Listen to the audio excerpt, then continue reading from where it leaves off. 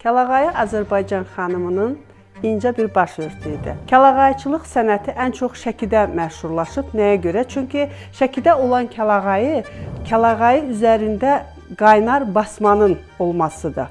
Kələyağı analarımızdan, nənələrimizdən miras qalan 4 bizə başörtü idi. Bizim keçmişdən qalan qəliblərimiz var. Əsas kələyağı işlərimiz biz butalarla işləyirik. Biz kələyağı naxış tökəndən sonra belə gedir boyaqlara. Mən özüm boyaqçı işləyirəm. İpəyin boyanması üçün xanımlar naxış vurduqdan sonra onu götürürəm, suda islanır və boyağa gedir.